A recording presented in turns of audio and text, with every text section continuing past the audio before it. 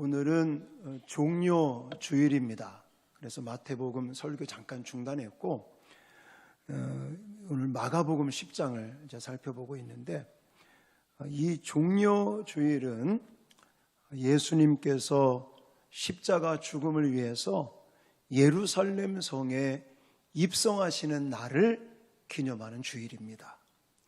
그런데 나귀 새끼를 타시고 입성하실 때 많은 사람들이 종려나무 가지를 꺾어서 던지고 자기의 옷을 깔고 이러면서 우리가 잘 알고 있듯이 호산나 찬송하리로다 다윗의 자손이여, 이런 환호성, 이런 일들이 있어서 그래서 종려주일이다 이렇게 말을 하는 거고요. 그리고 부활절 직전 동시에 사순절 마지막 주일이다. 그리고 이것이 이제 끝나고 내일부터는 고난주간으로 들어갑니다. 그래서 종료주일이라고도 말하고 순환주일 이렇게도 말을 합니다. 그래서 오늘은 마가복음 11장 말씀을 통해서 예수님께서 이 종료주일 기념하는 요날 나귀 새끼를 타시고 예루살렘 성에 입성하시는 요 장면을 보면서 이 종료주일과 또 종료주일을 통해서 예수님이 우리에게 어떤 교훈을 주시는가, 이 부분을 여러분들한테 소개하도록 하겠습니다.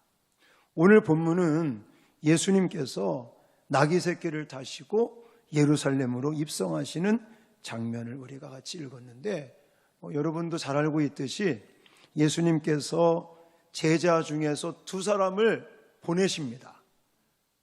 건넌 마을에 가면, 맞은편 건넌 마을에 가면 아직 아무도 한 사람도 타보지 못한 나귀 새끼가 있을 것이다. 새끼 나귀가 있을 것인데 그것을 끌고 와라, 이러면서 스토리가 진행이 되는데, 이런 장면 속에서 예수님이 우리에게 주시는 교훈이 있습니다.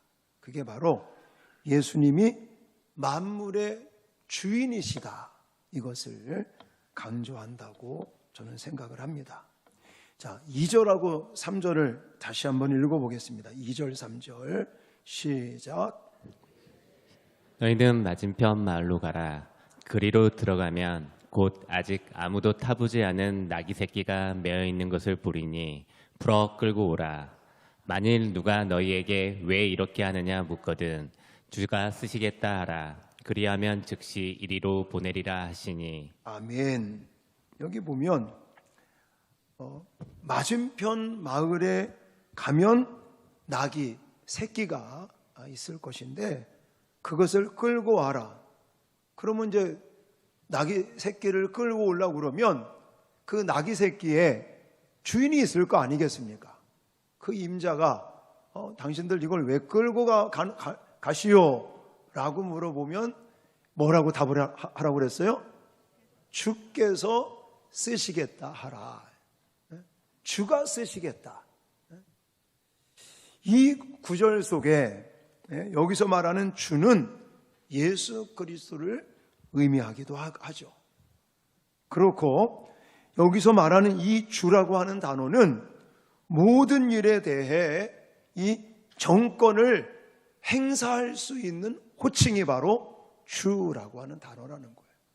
그러니까 지금 예수님께서 자기 자신을 가리켜서 주가 쓰시겠다 하라라고 하는 이 말씀 속에는 주께서 모든 만물에 이제는 모든 일에 대한 정권을 행사할 수 있는 주인이시다, 이런 의미가 담겨져 있다는 것입니다. 자, 겉으로 볼 때는 이 나귀 새끼의 소유자가 있을 거 아니겠습니까? 그 사람이 주인이죠, 겉으로 보기에는. 그러나 절대로 오늘 이 주가 쓰시겠다라고 하는 이 단어를 봤을 때에 그 사람을 주인이라고 소유자라고 부를 수는 있지만 따지고 보면 나귀의 소유자는 그 사람이 아니고 그 사람은 다만 어떤 사람이라고 말할 수 있냐면 청지기라고 말할 수 있는 겁니다. 하나님께로부터 관리하라고 맡김을 받은 사람이 바로 이 나귀, 어미 나귀가 있겠고 또 새끼 나귀가 있겠죠. 이 나귀의 소유자가 지금 그것을 관리하고 있는 사람, 진짜 주인은 그 사람이 아니라 하나님께서 주인이시고 그 사람은 뭐다? 청지기다. 관리하는 사람이다 라는 것을 우리는 말씀하고 계시는 겁니다. 여러분, 청지기라고 하는 단어가 성경에 나오는데 이 청지기라고 하는 단어는 맡아서 관리하는 사람을 가리킵니다. 이 구절 속에서 우리가 예수님께서 이 나귀를 끌고 오라고, 나귀 새끼를 끌고 오라고 그 이야기를 하시면서 주가 쓰시겠다라고 하는 이 문구 속에 만유의 주인이신 예수님은 이 나귀의 주인뿐만이 아니라 우리가 지금 가지고 있는, 우리가 지금 소유하고 있는 물질과 또 뭐 시간이라든지 우리의 생명이라든지 우리의 모든 지식까지도 사실은 우리가 주인이 아니라 누가 주인이시다? 하나님께서 주인이시다 라고 강조하고 계시는 것입니다. 여러분, 그 달란트 비유라는 거 생각이 나실 겁니다. 예, 어떤 주인이 이제 멀리 떠나면서 종들에게 어떤 사람에게는 1달란트를, 어떤 사람에게는 2달란트를, 어떤 사람은 5달란트를 맡기고 멀리 갔다가 나중에 돌아와서 뭐랍니까? 결산을 한다고요. 1달란트라고 그러니까 그거를 굉장히 작게 이렇게 생각하시는 분들이 계신데 제가 새벽 예배 때 말씀을 드리지 않았습니까? 며칠 전에 새벽 기도 때 그 이야기를 하면서 1달란트가 절대로 적은 숫자가 아니에요. 그걸 오늘날 화폐 가치로, 우리나라 화폐 가치로 따진다면 아마도 한 7억에서 8억 정도나 되는 금액입니다. 작은 게 아니에요. 어떤 사람은 1달란트, 어떤 사람은 2달란트, 5달란트를 이렇게 맡김을 청지기로서의 역할을 하라고 그걸 맡겨주시고 떠났는데 갔다 와서 이제 결산을 하죠. 그때 우리가 꼭 기억해야 될 건 뭐냐면 어떤 사람은 칭찬을 듣고 보상을 받는 사람이 있는가 하면 어떤 사람은 책망을 듣고 쫓겨나는 사람도 있다는 거예요. 그 기준이 뭡니까? 그 기준이 많이 남겼느냐, 적게 남겼느냐 이게 아니라고 그랬죠.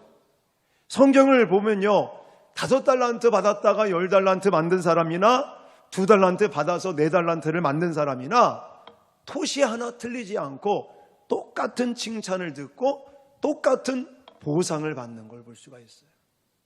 그걸 봤을 때 이게 청지기로서의 역할을 감당할 때 내가 얼마나 금액이 크냐, 금액이 작냐, 얼마나 많은 것을 남겼냐, 적게 남겼느냐, 이게 중요한 것이 아니야. 이게 핵심이 아니라 중요한 건 뭐냐? 주인의 의도에 따라서 그것을 활용하고 했느냐, 이것이 중요한 핵심입니다.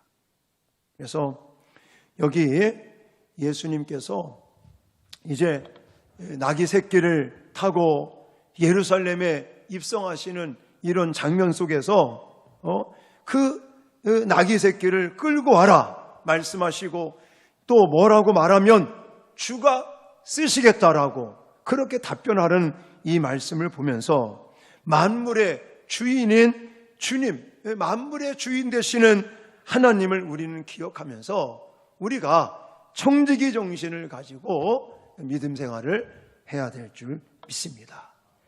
여러분, 카네기라고 하는 강철왕이라는 카네기라는 사람의 이야기를 제가 책을 통해서 보니까 그 사람이 죽을 때 손을 관 밖으로 내놓으라는 그런 유언을 남겼고 그런 장례식을 치렀다고 그럽니다. 그 이유가 뭐냐면 아무리 엄청난 부자였지만 죽음 앞에는, 죽을 때는 빈손으로 간다. 인생은 빈손으로 왔다가 빈손으로 갑니다. 그 중간에 하나님께서 각자에게 맞는 은사나 각자에게 맞는 달란트, 재능에 따라서 하나님께서 각가지 여러 가지 소유를 이제 관리하라고 맡겨주시는데, 그럴 때마다 우리는 그것을 내 마음대로, 내 생각대로, 내 의도대로 쓰고 활용할 것이 아니라, 관리할 것이 아니라, 우리는 주인의 의도에 따라서, 주인의 목적에 따라서 그것을 잘 활용하다가 그대로 그것을 다 내놓고 빈손으로 가는 게 우리 인생이다. 그러므로 너무나요, 세상 것에, 내가 지금 가지고 있는 소유권, 아파트가 내 명의로 되어 있다고 그래서, 내 이름으로 등기가 되어 있다고 그래서 내게 아닙니다. 잠시 하나님이 우리에게 관리하라고 맡겨주신 것뿐이고, 물질이 됐든 시간이 됐든 자녀가 됐든 어떠한 환경이 됐든 하나님께서 우리에게 맡겨주신 그 모든 것들을 하나님의 주인 되시는 하나님의 의도에 따라서 활용하고 잘 관리하다가 그대로 다 내려놓고 우리는 빈손으로, 빈몸으로 가야 되는 그런 인생을 살아가고 있는 거예요. 그러니까 너무나 집착하지 마십시오. 여러분들이 그거 활용하다가 다 놓고 갈 거니까. 여러분, 만물의 주인은 하나님이고, 하나님께서 우리에게 활용하고 또 주인 되시는 하나님의 의도에 따라서 관리하라고 맡겨주신 것에 대해서 하나님의 주인 되시는 그 의도에 따라 잘 활용하다가 하나님께 다시 내려놓고 우리는 하나님 앞에 칭찬 듣고 보상받는 아름다운 청지기의 삶을 살 수 있기를 주님의 이름으로 축원합니다. 나귀를 타고 예루살렘에 입성하시는 이 왕의 모습을 보면서 두 번째 여러분들한테 소개해드리고 싶은 것은 평화를 제정하시고 촉진시키는 분을 소개해드리고 싶습니다. 일반적으로 왕이라고 한다면 왕이 어딘가에 갔다가 자기가 머무는 성으로 입성할 때는, 또 전쟁터에 나갔다가 다시 승리하고 돌아오는 왕은 무엇을 타고 입성합니까? 일반적으로는 말을 타고 깃발을, 승리의 깃발을 앞세우고 말을 타고 백마를 탄다든지 이러면서 자기 성으로 입성하는 게 관례가 아닙니까? 그런데 오늘 본문에 보면 만왕의 왕 되시는 예수님께서는 백마를 타시지 않습니다. 나귀 새끼를 타셨습니다. 그러면 예수님이 말을 탈 줄로 모르셔서 그랬을까요? 아니, 말이 없어서 그랬을까요? 그렇지 않겠죠. 아니, 만물의 주인 되시는 분이 마음만 먹으면 그 말 한 피를 못 준비하시겠습니까? 제자들을 건너편 마을로 보내면서 가면 거기 새끼 나귀 한 마리가 있을 것이니까 그거 끌고 오라고 그렇게 권능을 나타내신 분이 말 한 피를 못 구하시겠습니까? 그런데 굳이 예수님께서 말을 타지 아니하시고 나귀 새끼를 타고 예루살렘에 입성하셨던 이유가 분명히 있다는 것이죠. 그 이유 중에 하나는 구약의 예언된 말씀을 성취하기 위함이 있습니다. 그래서 스가랴 9장 9절에 나귀 새끼를 타고 이제 온다는 그 말씀에, 예언된 말씀을 성취하기도 하지만 더 중요한 이유는 무엇이냐면 메시아적 본질을 무리들에게 가르치시기 위함이었다라는 것입니다. 자, 이게 무슨 말이냐면 예수님이 공생애를 마칠 즈음에 예수님을 아는 사람들, 예수님을 따르는 사람들이 예수님을 메시아, 구원자로 인식을 하긴 합니다. 그런데 잘못 인식을 하고 있는 거예요. 이스라엘 백성들이 지금 예수님을 따라다니고 예수님을 막 환호하고 호산나 막 찬양을 부르고 이러는 이유가 그저 독립적인 메시아로 생각을 많이 하는 거죠. 로마 제국의 식민지 생활을 하고 있는 유대 사람들이 여기 이 예수라는 이 왕이 이제는 예루살렘에 입성하면 로마 제국으로부터 이제는 해방이 될 것이다, 독립을 할 것이다 라고 하는 정치적인 구원자, 정치적인 메시아에 대한 생각으로 오인을 하고 있는 거예요. 그래서 저는 그렇게 생각해요. 일부러 그게 아니다. 예수님이 이 땅에 오셔서 지금 평화를 만들고 또 평화를 촉진시키고 구원의 길을 여는 것은 정치적인 구원이 아니에요. 정치적인 평화가 아니라 본질적인 것은 무엇이냐? 죄로부터의 해방이라는 거예요. 할렐루야. 그래서 예수님이 십자가 지심으로 아들을 보내셔서 하나님과 인간과의 화목을 이루셨다라고 성경은 말씀하고 계십니다. 지금 예수님께서 제정하시고 촉진시키는 이 화평, 이 평화는 하나님과 사람 사이의 화목이요, 또 더불어서 사람과 사람 간의 화목을 의미하고 있는데, 예수님은 그래서 일부러 평화의 상징인 새끼 나귀를 타고 예루살렘에 입성하고 계시는 것이다 라는 것입니다. 자, 로마서 5장 10절에 가니까 예수의 죽음이 결국 우리에게 하나님과 우리와의 화목을 이뤘다고 분명히 말씀하고 계시죠. 자, 같이 읽겠습니다. 로마서 5장 10절 시작. 곧 우리가 온수되었을 때에 그의 아들의 죽으심으로 말미암아 하나님과 화목하게 되었은즉 화목하게 된 자로서는 더욱 그의 살아나심으로 말미암아 구원을 받을 것이니라. 아멘. 예수님께서 이 땅에 오신 목적이 그저 정치적인 독립, 해방을 위한 메시아가 아니라 본질적으로 정말 죄악에 빠지고 하나님과 원수가 됐고 망가진 하나님과의 관계를 회복시켜서 화목을 이룰 수 있도록 하기 위한 목적이 바로 본질적인 메시아, 본질적인 메시아의 사건이라는 것입니다. 그러므로 예수님께서는 나귀 새끼를 타고 예루살렘에 입성하시면서 내가 온 것은 화평을 제정하고 촉진시키기 위함이다. 정치적인 화평이 아니라, 정치적인 해방이 아니라, 정치적인 독립이 아니라 정말 죄악에 빠져있는 인간, 그래서 하나님과 단절이 됐고 하나님과 깨져버린 그 관계를 다시금 회복시켜서 화목을 이룰 수 있는 그 길을 여시기 위해서 예수 그리스도가 이 땅에 오셨다는 것을 다시 한번 가르치기 위해서 예수님이 이렇게 나귀 새끼를 타고 입성하셨다는 것입니다. 근데 하나님과 인간과의 관계에만 화평을 만드신 것이 아니라 이제 인간과의 관계도 화평을 만드시기를 하나님은 원하신다는 것을 우리가 기억하셔야 됩니다. 그래서 고린도 후서 말씀 가보면 우리가 새로운 피조물이 되었고 이제 구원함을 받았다면 그 말은 무슨 말이냐? 하나님과 나와의 관계가 화목의 관계가 되었다면 이제 우리 모두에게는 화목하게 하는 직분이 주어졌다. 할렐루야. 이렇게 성경은 말씀하고 계십니다. 자, 고린도 후서 5장 17절부터 19절 말씀 같이 읽겠습니다. 시작. 그런즉 누구든지 그리스도 안에 있으면 새로운 피조물이라. 이전 것은 지나갔으니 보라 새 것이 되었도다.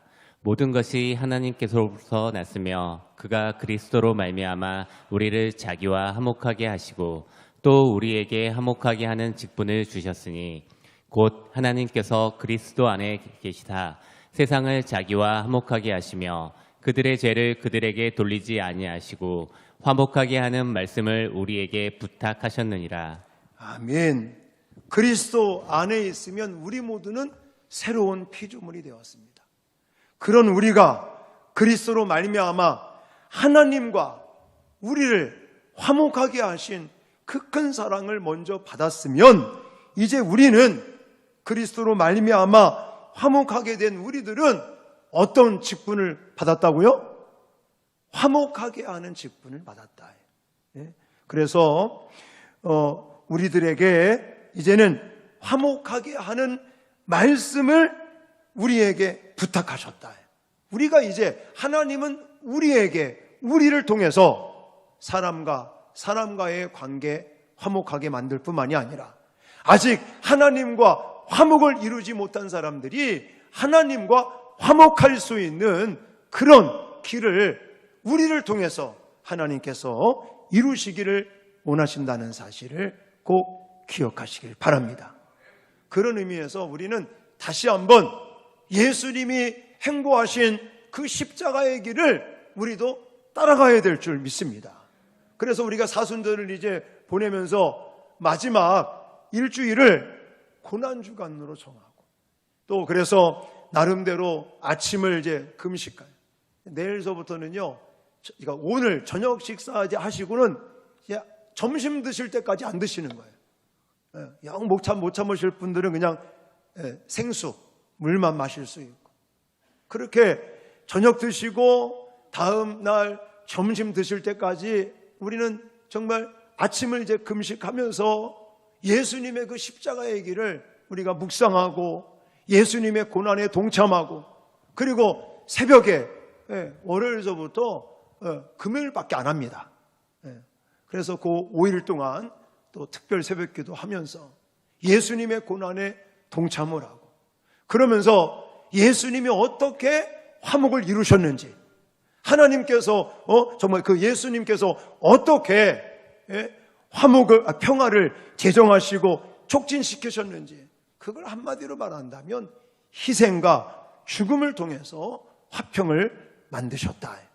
우리들도 날마다 예수님의 그 십자가의 길을 묵상하고 또 가슴에 새기고 우리도 예수님 따라서 희생하고 죽어지고 또 섬김을 통해 다른 사람들과의 관계 화목을 이루고 또 다른 사람이 하나님과 화목을 이룰 수 있는 그런 화목을 만들어가는 화목하는 직분을 잘 감당할 수 있는 저와 여러분들이 되어질 수 있기를 주님의 이름으로 축원합니다. 마지막으로 나귀 새끼를 타시고 저 예루살렘에 입성하시는 왕이신 예수님의 모습을 보면서 우리는 진정한 기쁨과 행복을 주시는 구원자를 볼 수 있어야 될 줄 믿습니다. 여러분 오늘 본문 9절과 10절을 보십시오. 그러면 앞에서 가고 뒤에서 따르는 자들이 뭐라고 소리칩니까? 호산나 찬송하리로다. 주의 이름으로 오시는 이여 찬송하리로다. 호산나 하더라. 호산나라는 뜻이 뭐예요? 우리를 구원하소서.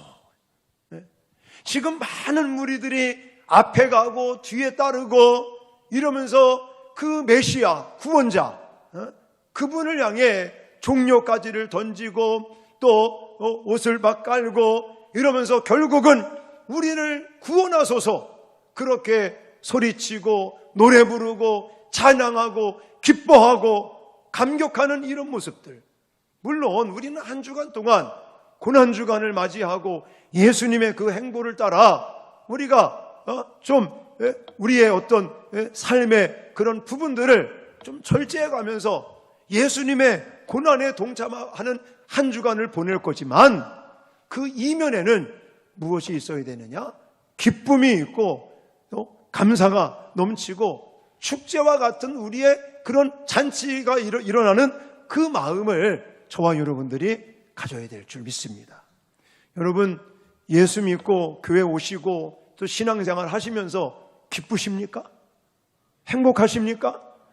오늘도 여러분 눈을 떠서 오늘 주일이구나, 오늘 교회 가서 예배 드리면서 은혜 받고 뭐 이런 기대감과 또 눈에 보이진 않지만 예수님 안에서 예배 드리고 또 은혜 받고 한 주간을 시작하며 이런 어떤 하나님과의 영적인 교류, 영적인 교통 또 교제와 동행하는 이런 삶을 여러분들이 이렇게 바라보시고 기대하시고 소망하시면서 여러분 순간순간 내가 하나님에 대해서 예수 그리스도의 그 십자가의 사랑을 받은 사람으로서 기쁨과 행복과 감격이 넘쳐나는 삶을 살고 계십니까? 그렇지 않다면요, 우리는 다시 한번 낙이 새끼를 타고 예루살렘에 입성할 때에 수많은 사람들이 앞에서 가고 뒤에 따르면서 호산나 찬송하리로다 그렇게 노래하고 기뻐하고 즐거워하고 감격했던 이런 사람들의 모습과 나의 모습은 어떤지를 한번 비교해 보셔야 되는 거예요. 이들은요, 단순하게 정치적인 메시아라는 그것 때문에 이렇게 기뻐하고 즐거워합니다. 찬송합니다. 노래 부릅니다. 춤춥니다. 근데 우리는 그 정도가 아니잖아요. 거기 그냥 단순한 그냥 육신적인 메시아가 아니잖아요. 우리의 영혼과 우리의 이생 그리고 이 땅에서의 삶까지 우리를 정말 구원해 주시고 축복해 주시고 우리의 삶을 저 천국까지 인도하시는, 많은 사람들이 해결할 수 없는 죄의 문제를 해결하시고 우리에게 참된 자유와 기쁨과 천국의 소망을 주신 그 예수 그리스도를 생각할 때마다 우리는 기뻐하고 즐거워하고 감격하는, 춤추는 그런 삶이 돼야 될 줄 믿습니다. 여러분, 물론 고난에 동참한다는 그런 어떤 이유 때문에 우리 마음이 슬플 수 있습니다. 그러나 그냥 고난만 받고 끝나는 게 아닙니다. 결국 초라하게 보이는 것 같죠. 낙이 새끼를 타고 백마가 아닌 초라한 모습으로 예루살렘에 입성하는 이 모습이 초라하기 그지없는 것 같지만 결국은 이 모습을 보고 많은 사람들이 기뻐하고 또 즐거워하고 노래 부르고 춤추고, 단순한 정치적인 메시아 구원자라는 이유 때문에도 이런 어떤 축제와 같은 그런 종려주의를 보내고 있는데, 우리는 눈에 보이진 않지만 우리의 영혼까지도 구원하시고 우리의 일상생활에 필요한 것까지도 공급하시는 전능하신 그 예수님과 우리가 늘 교제하고 동행하는 삶을, 그런 믿음을 우리가 살고 있으니 여러분들 날마다 예수님 때문에 기뻐하고 감격하고 또한 행복이 가득한 삶을 누리실 수 있기를 주님의 이름으로 축원합니다. 우리가 기쁨에 겨워 찬송을 쏟아내는 것처럼 우리들도 지금 당장은 아니더라도 지금 나의 어떤 이 피부에 와닿는 것은 힘들고 어려운 일이 있을지라도 우리를 사랑하시고 자기의 목숨까지 아낌없이 주신 그분이 가장 좋은 것을 가장 적당한 때에 주실 것을 믿고 확신하시면서 이 사람들의 정말 기쁨과 감격이 저와 여러분의 기쁨과 감격이 될 수 있기를 주님의 이름으로 축원합니다.